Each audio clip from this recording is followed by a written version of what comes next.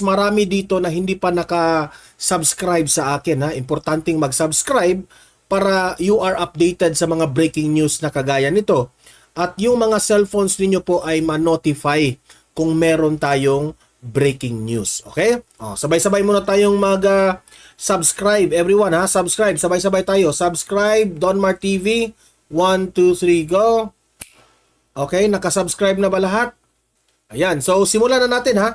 Without further ado, pakinggan po natin itong vlog at ni KPL na may pasabog na revelasyon itong si Ka Eric patungkol dito sa administrasyong Marcos. Okay? Mahalaga po itong malaman natin kasi para naman hindi malinlang ang taong bayan at alam natin kung ano ang magiging mangyari in the future patungkol dito sa ICC. Pinoprotektahan pa naman natin yung ating mahal na Pangulong Duterte at si Vice President Inday Sara Duterte. Okay? So, KPL at Ka Eric, pasok. Nandito na po kami ni Ka Eric, kasama ko na po siya. Live interview po ito mga kababayan. Marami po tayong malalaman tungkol po sa mga parang pasabog na rin ni Ka Eric. Continuous po ito sa mga nabanggit niya po kanina sa kanyang Facebook Live mga kababayan. So ito na ho, kasama na po natin si Ka Eric at si Sir Co-op. Ayan, ito na po. Ayun. Ka Eric, magandang hapon. Ayan. Ayun. Kamusta? Hindi na ako papakita sa camera, ikaw na lang. Oo. Ayan. Makikita ka dito, okay lang? Oo, sige lang. Ayan. Okay lang, okay lang. Magandang hapon kay Pambansang Loyal. Magandang hapon kay Sir Co-op. Magandang hapon sa bayan ng Pilipino. Ito po si Ka Eric. We're going live sa dalawang magkasabay na channel kay Sir Co-op at kay Brother Pambansang Loyal. Nandito po kami sa isang area sa Davao City sapagkat yung dalawang kaibigan natin ay nagbigay po ng pagpapaunlak na mabigyan ako ng gabay at tulong kung papaano ko po magagamit at ma-maximize ang ginawa ni Pambansang Loyal na pinulungan niyang maitayo o mabuo ang Ka Eric Celis YouTube channel. Si Sir Co-op naman, nagkaroon kami kanina ng one-on-one tutorial kung paano mag-go live at kung paano magsagawa ng uploading of videos gamit ang YouTube channel ni Ka Eric Celis.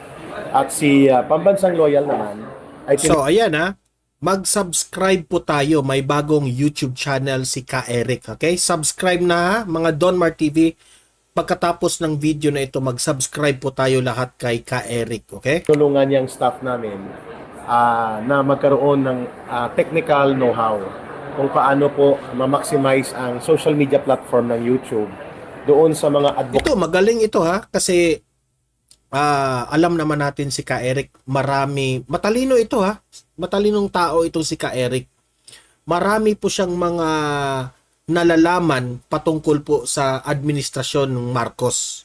Yung mga kabalastugan at yung mga detalyadong mga prinsipyo rin, marunong rin at magaling rin mag-share si Ka Eric. So, importante na meron siyang YouTube channel para sa ganitong bagay makukuha natin kaagad yung mga mensahe at mga ideas, mga bagong balita na direct sa kanyang channel yung mga informasyon, okay? So congratulations Ka Eric for doing that, no? Mahal ka ng taong bayan. kasiya at pananaw na gustong gawin ni Ka Eric para po mabigyan ng mabuting talakayan, gabay sa kuro-kuro at tamang pananaw ang ating mga kababayan all over the world, all over the country, patungkol po sa mga usaping pangbayan na mahalaga po sa buhay ng buong bansa. Kaya maraming salamat, Brother Pambansang Loyal. Maraming salamat, Brother Sir Co-op. And binabatay ko rin ng isang kaibigan na tumulong sa akin, kasama ni Pambansang Loyal, si Brother VMR Channel. Sapagkat sila po ang naging dahilan kung bakit nagsumikap ako na makapasok sa YouTube channel na platform dahil nakikita nila na mas mabilis at mas malawak po ang network na maaabot sa sambayan ng Pilipino sa mga kuro-kuro at pahayag na gagawin ni Ka Eric. At kasama po ang ating mga mamamayang Pilipino na nagsusubaybay sa mabuting advokasya, sa mabuting pamamahala, sa pagtatanggol ng demokrasya, kapayapaan at mabuting pamumuno sa ating bayan. Back to you, Brother Pambansang Loyal, and back to you, Brother Sir Coop, para sa ating random and biglaan, subalit mahalagang pagtitipon dito sa isang kapihan sa area po ng Davao City. Ayan, bago ako magtatanong kay Eric, shout out ko lang muna yung asawa ko nandiyan nanonood. Wow. Hi, ma'am. Ayan, siya po si Ann Oha. Ayan po si Ann Oha. Hi, Ann. Ayan, kay Eric, tungkol po doon sa napanood ka kasi kanina yung live mo. Wow. No? Hindi ko natapos yung video mo kasi nasa biyahe ako. Itatanong ko lang sana sa iyo kung ano ba yung mga napag-usapan mo o ano ba yung mga nasabi mo kanina sa YouTube live mo. YouTube live, Facebook live, ano pala yun? Pwede mo bang ibahagi sa amin sa channel ko, kay Eric? Opo, Brother Pambansang Loyal, KPL, and Brother Sir Coop, sa inyong mga taga-subaybay at taga-suporta sa YouTube channel nyo, nagbigay po ako ng puro-puro patungkol sa pagbubulgar at pagbubunyag sa pagtataksil ng Marcos Jr. government at ng kanyang mga alipores at kasabwat, lalo na po si Speaker Martin Romualdez at sila Saldico, kasabwat po ang CPP, NPA, NDF ng mga urban operatives, kagaya ng National Union of Patakas Lawyers or NUPL, at itong si walang katapusang panggugulo sa bansa, ang pambansang panggulo na si Trililing. si Sunny Trillanes. Trililing. Kasabwat po sila. Bagla mo yan. Without offense. Grabe, no? Sa madaling salita, kasabwat pala itong si Trillanes dito kay Martin Romualdez, lahat-lahat na. Dahil takot po sila sa legasiya ng Duterte. Okay?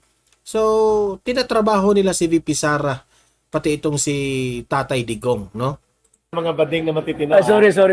Pero agree kami ni Pambansang Loyal at ni Brother Serco. Maraming matitinong mga bading.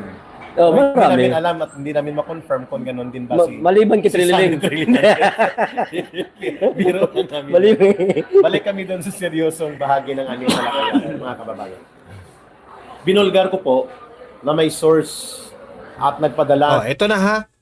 Pakinggan ninyo. Mahalaga po itong sasabihin ni Ka Eric. Makinig lahat, makinig. Ng impormasyon at to be straightforward, I already made a clearance sa source na ito na i-share ko kay Brother Pambansang Loyal at kay Brother Sir Coop.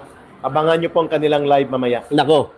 At may breaking news sila Nako. kung sino-sino po ang mga investigators Nako. ng International Criminal Court Nako na po. pinapasok ni Marcos. Eto, hawak na namin ng ebidensya. Hawak na nila, nasa cellphone na rin nila. Mm-hmm. At nag-usap na kami how to go about this. Mm-hmm. Babalikan ko lang yung tanong sa akin. Gaano kahalaga po ang pagbubunyag na ito? Mahalaga po itong pagbubunyag ng pagtataksil, yung scandalous betrayal of public trust ni Marcos Jr., ni Martin Romualdez, at ng kanyang mga alipores like Saldico at ang conspirators nila, kagaya ni Trillanes at ng CPP, NPA, NDF, para po papasukin ang bogus at illegal na entity na International Criminal Court. Kasama po ang kanilang mga illegal na mga investigators na malamang sa malamang, naniniwala kami, pinunduhan ng gobyerno ni Marcos Yan. ng patago at pataksil. Ang grupong ito, ang detalye at mga pangalan nila at ang mga proof of travel documents, pumayag na po ang ating source, Brother Sir Coop at Yes. Brother Pambansang Loyal, Mm-hmm. at you will reveal mamaya sa inyong mga live. Abangan nyo yung breaking news na ilalabas. Dapat manood tayo dito kay KPL, okay? Mamaya sa Pambansang Loyal Channel, manood tayo kasi merong breaking news na isiniwalat itong si Ka Eric kung anong information yan. Ni Pambansang Loyal at ni Brother Sir Coop sa kanilang YouTube live mamaya. But this time, bakit po ibinubulgar namin ang illegal, pataksil at paglabag sa saligang batas na pagpayag ng Pangulong Marcos Jr., nila Speaker Martin Romualdez at nila Ginoong Saldico na nag-facilitate ng pagpasok ng mga bogus at illegal na mga investigators ng International Criminal Court. Imagine that one. kung matatandaan natin ha, sinabi pa nga ni Presidente Bongbong Marcos, walang jurisdiction ang ICC. Di ba? Pero patago pala. Trahidor ka talagang Marcos ka. Ha? Totoo talaga yung sinabi ni Leni Robredo. Sinungaling ka. Sinungaling ka talaga, Marcos Jr. At the height of Typhoon Christine na nananalasa at nanalanta ng malaking pinsala sa ating mga kababayan. Kay Rick, sandali, putulin Yes. lang kita.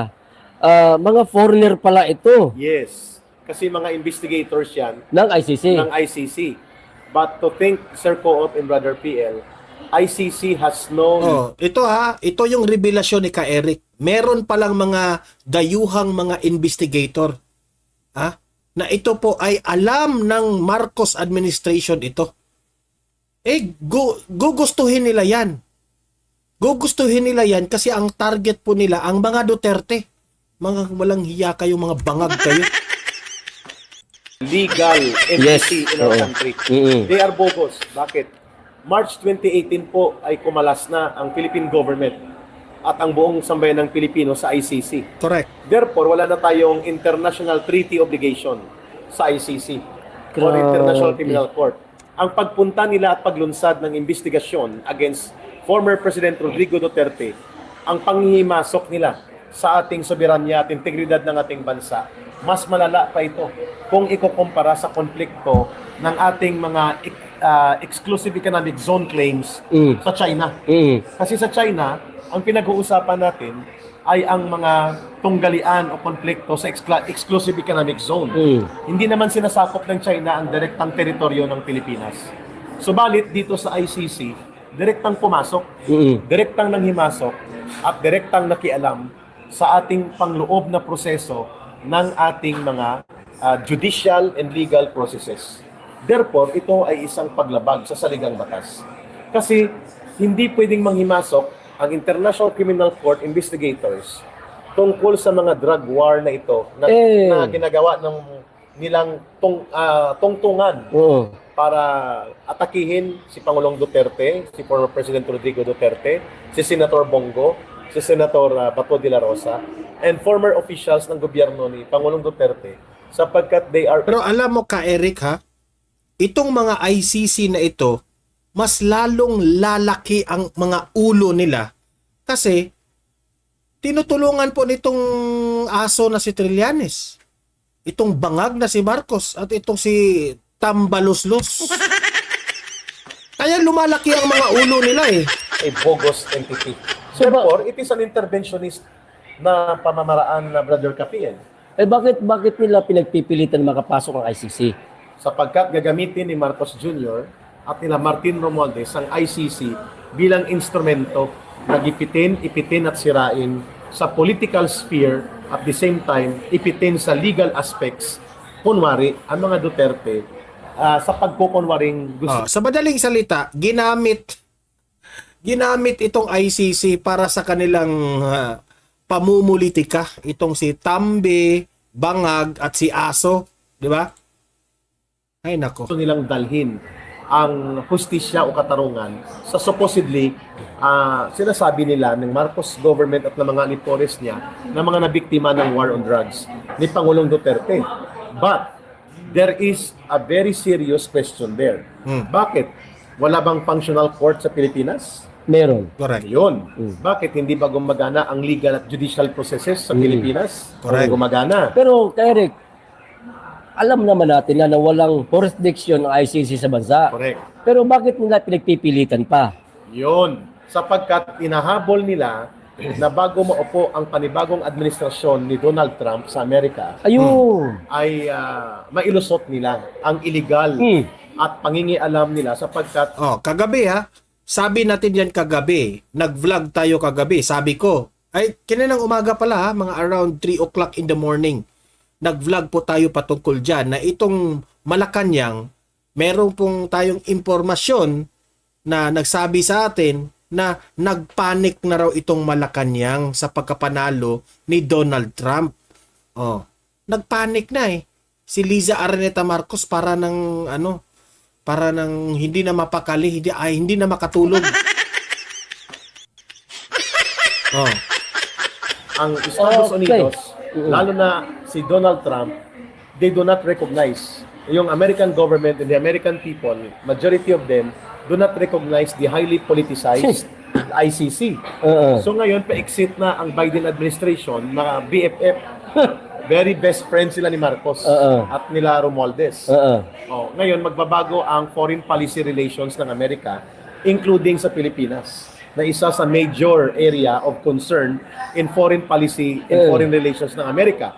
Therefore, ang pangingialam ng ICC upang gamitin sa political persecution against kay former President Duterte ay hindi yan papayagan ni Donald Trump na ang isang bogus entity na ICC ay gamitin upang magkaroon ng political na kaguluhan sa bansang Pilipinas. So, ito na nga, nanalo na nga si Trump, Oh.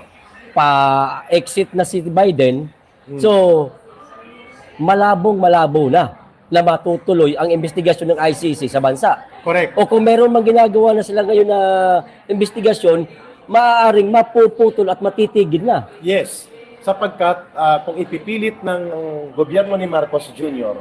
itong pataksil, palihim, patago, at patraidor na pagpapasok ng International Criminal Court and their instrumentality sa ating bansa, magkakaroon ng kaguluhan politikal. Hindi yan papayagan ni Trump na magkaroon ng hidwaan pampolitika na magkakaroon ng destabilization in the internal political situation of the country just because ang isang bogus entity like ICC ay ginagamit ng isang nakaupong administrasyon na gustong durugin o unjustly and unfairly ang kanyang political enemies. So, At ang ICC ay may record na ginagamit ito for political persecution doon sa mga kalaban ng mga gobyernong nakaupo laban sa political enemies nila. Exactly the way we are seeing things right now na hinahabol nila Marcos at nila Romualdez na mamawasak nila ang Duterte political group by using the ICC as their ploy and scheme in the guise of bringing justice doon daw sa sinasabi nilang mga victims of war on drugs ni Duterte. So maliwanag ka, Eric, eto, nalaman natin mula sa iyo kanina sa live mo sa Facebook, nabanggit na rin ni Maharlika at dito dagdag sa channel ko na nagtutuloy-tuloy pala talaga itong ICC. So maliwanag na malaking pagtatraidor ang nagawa ni Marcos Bangag kay dating Pangulong Duterte. That is exactly what is happening right now. Mantakin mo itinago nila sa kaalaman ng sambayan ng Pilipino. Ang sinasabi niya, previous months or previous year, na hindi siya makikipag-cooperate sa International Criminal Court. Makatlong beses niya sinabi yun. 3 times, naalala ko. And it was all made as public statements. Ang mga statement May na yun, media. May media. Ngayon, bakit nasa Maidas Hotel na pagmamayari ni Saldico, Naku po, doon nagtatago? nasaan yung Maidas Hotel Manda? Dito yan sa may Pasay yata, sa Maynila. Magandang hotel yan? Oo, malapalasyo daw ang accommodation Pagmamayari, ni Saldico. At talaga? kausap ko ang dating empleyado niya dyan. Ganyan kayaman si Saldico? Yes. Saan galing yung pera niya? Yun ang dapat maimbestigahan ng Utang. ating mamamayang Pilipino. Unexplained wealth yan posible. Naku. At posible yan. Itong si Zaldico, ito yung ipinulgar dati ni Vice President Inday Sara Duterte na sina Zaldico at itong si Tambaloslos ang may hawak ng budget ng Pilipinas. Ngayon, ang taong bayan gusto nang questionin itong kayamanan ni Zaldico. Ay hindi tumutugma sa totoong income niya. Dapat matanong ng taong bayan yan. Correct. Malab- At ganun din kay Speaker Martin Romualdez na ngayon inaakusahan, mga kababayan, ng bribery case sa Amerika sa kanyang pangingialam sa Okada conflict. May kaso Correct. daw yan eh. Sa Okada conflict. Correct. Dahil ang negosasyon na ganap sa Amerika at ang broker para sa... Imagine meron tayong mga leaders na ganyan nag-i-exist. Itong si Tamba at itong si Zaldico, dapat itong questionin kasi meron silang mga issues na tinatanong ng taong bayan. Totoo ba itong mga issues ninyo? Saan galing ang kayamanan na ito? Nagtatanong po ang taong bayan. pag take over na very questionable sa Okada conflict sa casino sa Okada, si Martin Romualdez. Ngayon sila din ang involved sa pagpasok ng mga ICC investigators. Abangan nyo I will not mention the names, but I was given Patrick Macaranas, thank you po. the go signal by the source na pwede kong i-share kay Brother Pambansang Loyal at kay Sir Co-op para sila na mismo mamaya mag-scoop. Yan. At ito ay bahagi ng kanilang pagpoprotekta sa national sovereignty kung bakit dapat itong mga banyagang entities na ito na mga dayuhan na pumasok sa ating bansa ay maibunyag sa mamamayang Pilipino. Tatlong issue yun Brother Sir Co-op and Brother Kapiel. Number one, ang ICC bogus entity. Wala tayong obligasyon sa ilalim ng anumang international treaty, agreement, or saligang batas. Hindi dapat sila makialam sa pangloob na usapin, judicial, legal, and other processes. Number two, ang mga investigators ng mga banyaga at dayuhan, illegal at bogus ang kanilang ginagawang pag-iimbestiga. Sapagkat sa kasagsagan ng bagyong Christine, ay nagakot sila ng mga resource personnel. Uy, Bongbong Marcos, lahat palang mga yung ginagawa mo, illegal yon. Entertaining this mga dayuhan na mga investigators na may kinaugnayan sa ICC, illegal po ito. Dahil nakasaad po sa batas natin na wala na pong jurisdiction ng ICC sa atin. Di ba? Ang kakapal ng mga mukha ninyo. Persons at na naghahakot mga Communist Party of the Philippines Urban Operatives, New People's Army supporters. Si Sunny Trillanes si tinuturo din. At iba pang mga involved. At mamaya makikita nyo ang pattern of conspiracy. Ang nag-facilitate, nagbigay ng hotel, resources, suporta, ay ang pangalan Martin Romualdez. Pero hindi ko pwede ipakita yung conversation. Hindi na. Hindi na. Pwede mo basahin. Basahin ko na lang. I-minus mo lang yung pangalan ng source.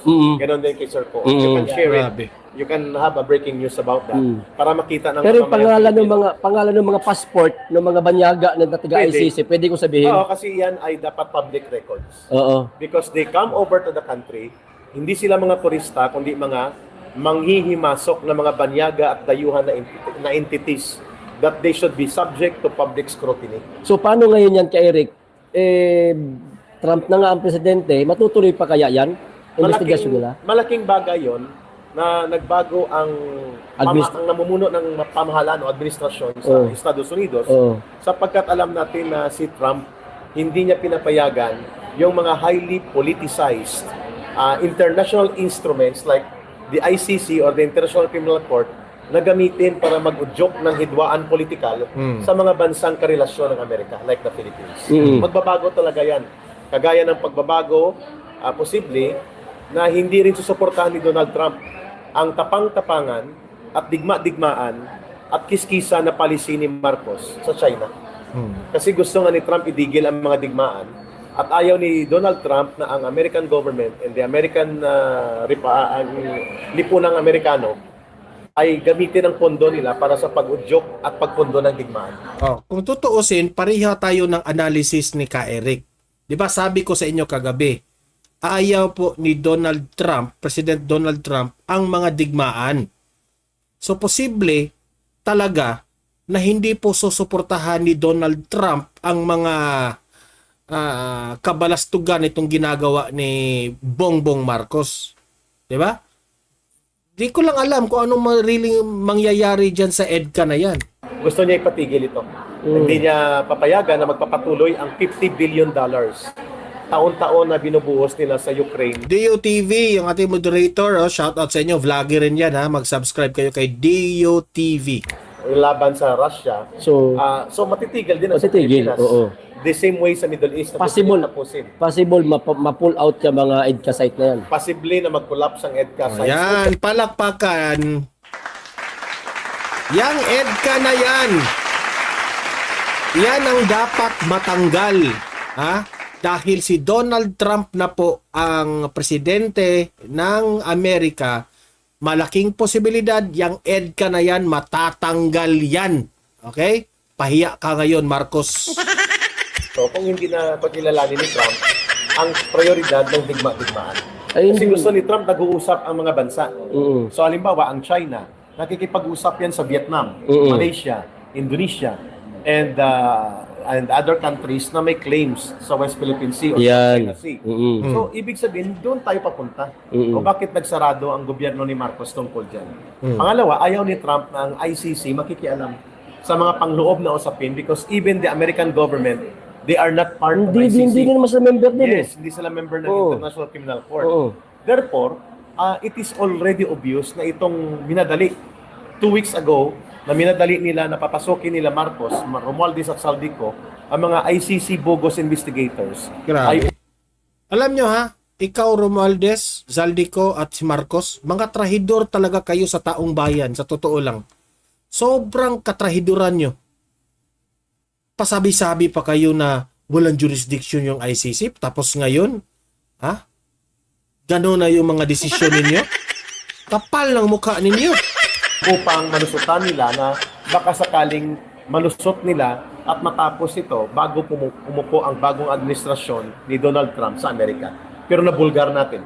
Kaya natin ibinubunyag ito because this is a national interest. Oh. This is no longer about Rodrigo Duterte. Grabe Correct, ang sinungalingan nila kay Eric. Yes. Sinasabi nila noon na hindi daw papasok ang ICC, walang jurisdiction ng Pilipinas. Pero ito nalaman natin na palihim na umaatake na patalikod sa dating Palihim. Ang sinasabi talaga. ang inyong mga viewers. Dito, ang Bukuhon na daw. Bukuhon means Ibuko. ibulgar na. Ibulgar na. Ibuking. Hindi, ito Mamaya, pa. bantayin nyo. Bantay. Eh, Abangan nyo. Di, Oo. ito ang tanong kanina ng isang nag-comment. Ang sabi, maaari ba daw maging ground for impeachment kay Marcos itong ginagawa niyang pagpapapasok sa ICC? Ng Hindi, palihim at patago. oo, na hindi naman tayo membro ng ICC. Technically pwede. But politically and in reality, mahirap. Kaya nga, inuko ito. niya, Totoo, tama yung sinabi ni Ka Eric. That pwedeng ito yung dahilan na pwedeng ma-impeach itong si Presidente Bongbong Marcos sa pagpapasok niya dito sa ICC. Kung papasok ang ICC sa Pilipinas, wala tayong ibang pagbibintangan kundi itong Marcos administration, mainly si Bongbong Marcos. Kung yan ay mangyari, pwedeng ma-impeach, impeachable offense yan kay Bongbong Marcos. Pero mahihirapan po tayo dyan kasi alam naman natin, yung Congress na yan, lahat yan, Marcos yan lahat na tauhan. Especially yung si Tambaluslos Romualdez. Di ba? So mahihirapan talaga. Wala tayong magagawa dyan. Ewan ko na lang dito sa Senado. Okay? May malaking chance pa itong Senado na mapagkakatiwalaan. Kasi si Virus naman at si I think si Virus lang naman eh. at pinakasabwat niya sila Martin Romualdez at Saldico para kontrolin Oo. ang House of Representatives. Because all impeachment complaints will emanate from the House of Representatives. Doon manggagaling. Oo. So, sabi ko technically pwede. Pero in reality and politically, mahirap. Dahil walang mag-endorse. Kung may mag-endorse man, hindi makakakuha ng 2/3 votes of endorsement. Okay. Or 50% votes Saan ginaganap ang botohan? sa loob ng House. Kamara. Tapos ang trial sa Nasa sa kanila. Senate. Nasa kanila ang baraha. Exactly. Pero may nakalimutan sila. There is a so-called public opinion. Ayun. At ito yung ginagawa natin, Sir Co-op at Pambansang Lawyer. Ayun. The court of public opinion is powerful Yun. than the impeachment trial or impeachment court. Mm-mm. So, ang impeachment court will be the Senate. Mm-mm. The impeachment complaint will emanate from the House. Mm-mm. Yan ang gusto nilang gawin kay Inday Sara Duterte bago mag-start ang campaign period, first week of February for national position, including sa party list. Kaya minamadali ng tuwadcom ni Romualdez with consent ni Marcos na ipa-impeach si Sara Duterte.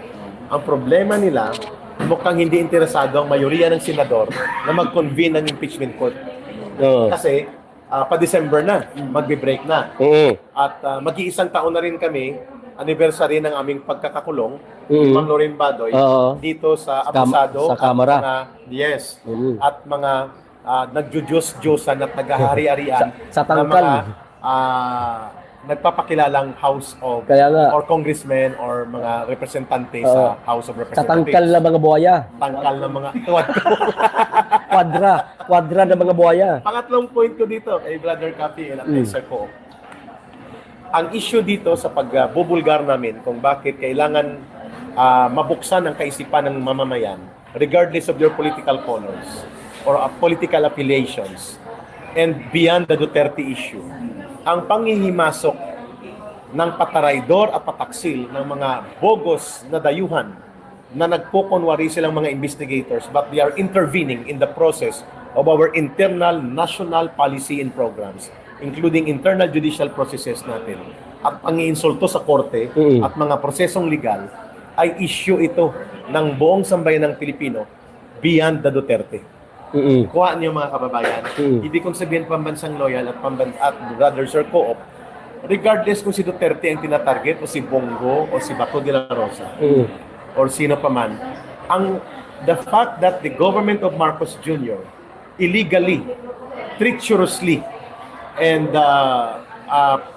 pailalim at palihim na nakipagsabwatan sa mga pwersa ng mga ICC na mga dayuhan, sa mga komunistang teroristang urban operatives, at sa mga politikong oportunista kagaya nila Trillanes, at the back of the knowledge of the Filipino people, and most likely using public resources,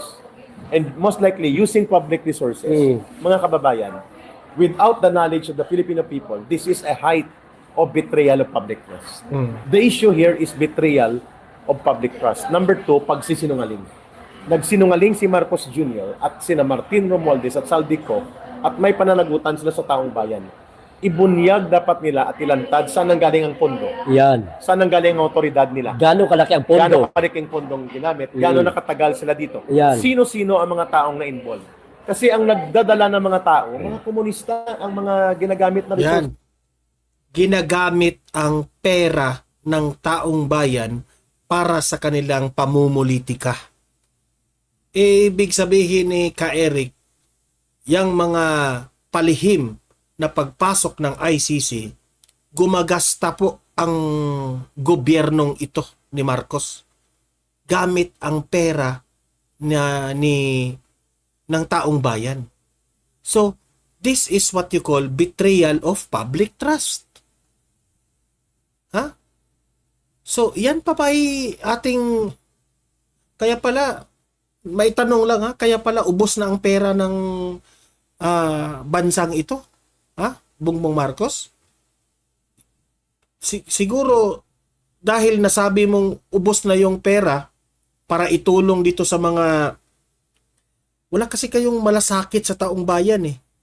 May baha, mayroong mga nasyusyutay, may mga bahay na nasira. Tapos sasabihin nyo, wala nang pera ang bansang Pilipinas, pero may pera kayo sa pamumulitika dito sa ICC? Grabe kayo. Persons, mga communist terrorist group, like ang NUPL. Yung mga foreigner na yun? Ang mga kinokontak nila, mga associated na mga complainants and organizations sa komunistang grupo. So, kaya pala malambot sila ngayon sa mga... Yes, Lito Ruanes, thank you po. exactly. So, yan po ay isang mataas na antas ng pagtataksil sa interes ng taong bayan. At nagpapasalamat tayo that there are independent bloggers and independent media sources like Pambansang Loyal, Sir Co-op, Miss Maharlika, and then kanina tumawag din sa akin si Mr. Beethoven Crasco sa Canada. Leader naman ito ng Maisog Canada at leader ng Filipino Canadian community, babata ko sa Iloilo. Ito rin ang topic nila ngayon. Imbis na unahin ang libo-libo na sinalanta at biniktima ng bagyo at ilang daang namatay. Ayun. Sa Shout out pala dito sa Kababayan Viral, okay? Vlogger raw ito. Sabi ng aming secretary ng mga moderators, si Mix Duhina. Welcome po, Kababayan Viral sa Donmar TV. Bagyong Christine, habang nananalasa ang bagyo sa ating bansa, sinasamantala ang pundo ng bayan, pinagtataksilan ng mamamayan, at ang taong bayan ngayon. Saan ginagamit? Ang pundo na ginamit, malamang pundo ng mamamayan, samantalang gutom, lamig, patay ang mga taong mamamayan sa Bagyong Christine at pakamot-kamot ng ulo si Marcos Jr. Tanga-tanga na lang siya. Oo, sabi niya hindi niya alam kung anong gagawin ha.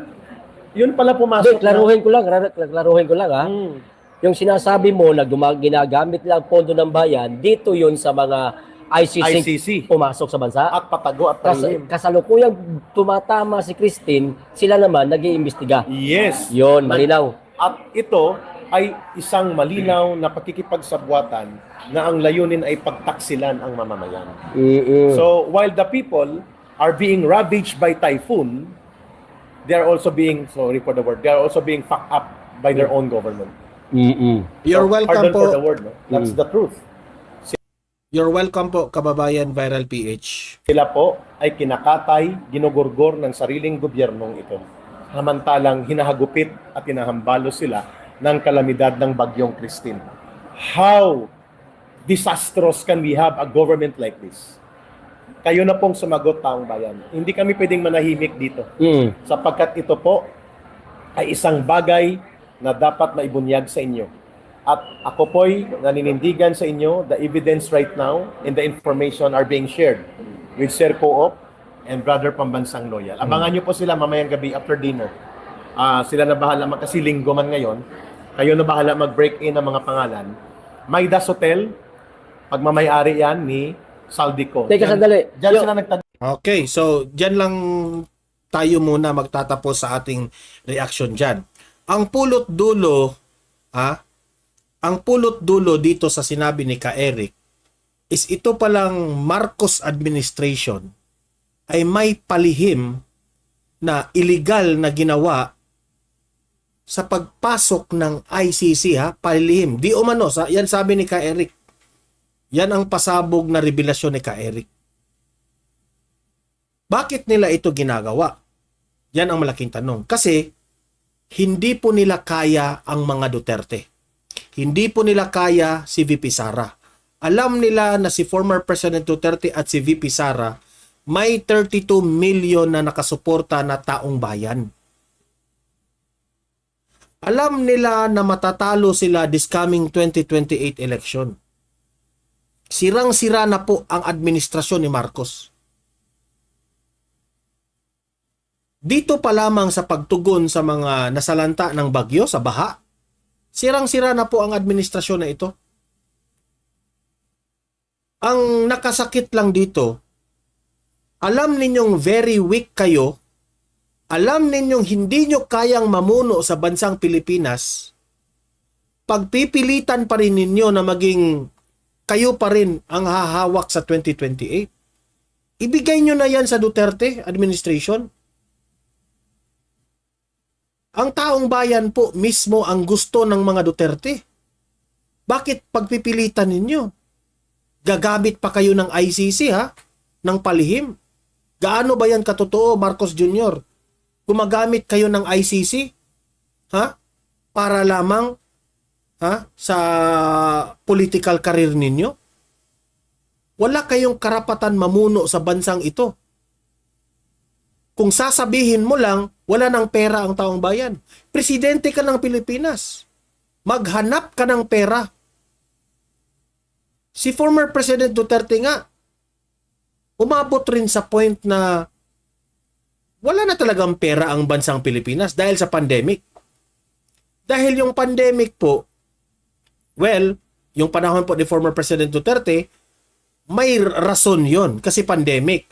That is emergency yun, urgent yun eh. Wala sa plano yung pandemic. So naturalmente, maubos talaga ang pera ng taong bayan. Pero hitong sa'yo, wala namang pandemic. Bakit nauubos ang pera ng taong bayan?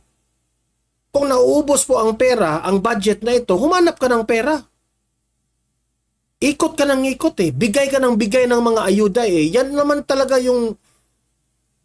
Yan lang ang kaya nyo. Totoo, yun lang ang kaya ninyo.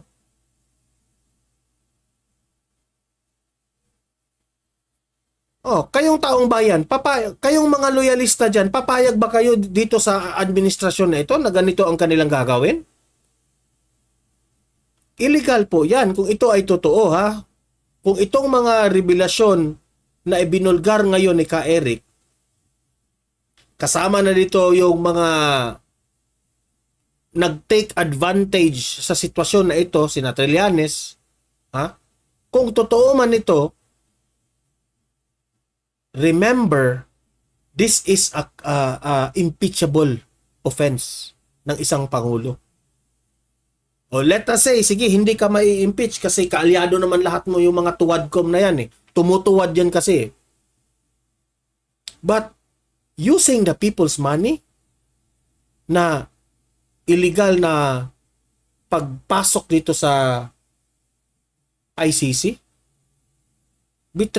That's betrayal of public trust ayon kay Ka Eric. Ito yung if you will try to see in the bigger picture, kung sa layo mo tingnan, walang ibang purpose bakit pinapasok ang ICC dahil yan sa politika. Minamadali nila ito ngayon kasi nanalo na po si Donald Trump, President Donald Trump.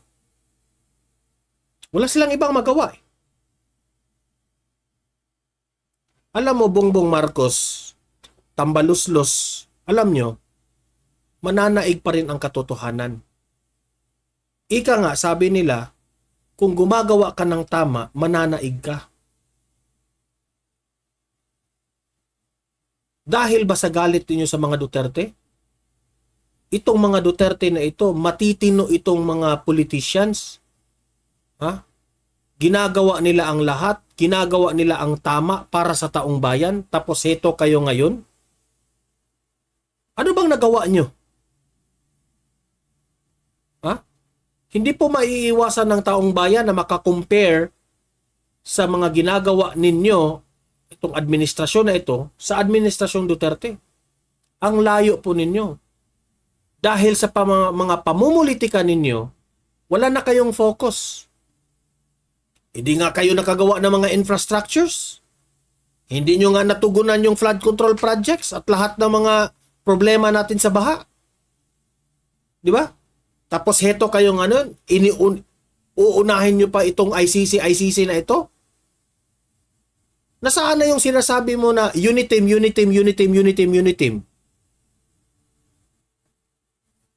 Magulo po ang politika ng Pilipinas. Walang Uniteam na nangyari na pangako mo.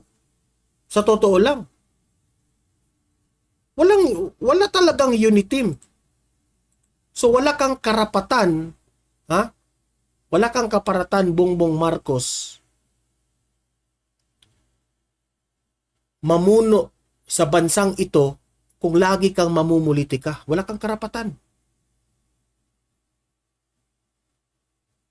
Bakit kayo tambaluslos, Romualdez, Zaldico, Bongbong Marcos, First Lady Liza Aral Marcos, bakit hindi nyo na lang hahayaan ang taong bayan ang magpili kung sino ang gusto nila? If you believe na marami kayong mga supporters, hayaan nyo na.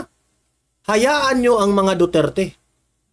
Sabi nyo pa, Uniteam, pero never mong pinagtanggol itong si VP Sara sa mga bumabatikos dyan sa... At that time na gabinete pa nyo si VP Sara. Meaning, kung gabinete pa nyo si VP Sara at that time, magkaalyado kayo. Uniteam kayo. Pero never mong tinulungan si VP Sara. Bangag ka. Never mong tinulungan. Hinayaan mong mabugbog sirado si VP Sara sa mga issues na hindi naman totoo. Okay? So maraming salamat po ka Eric at ka PL sa impormasyong ito.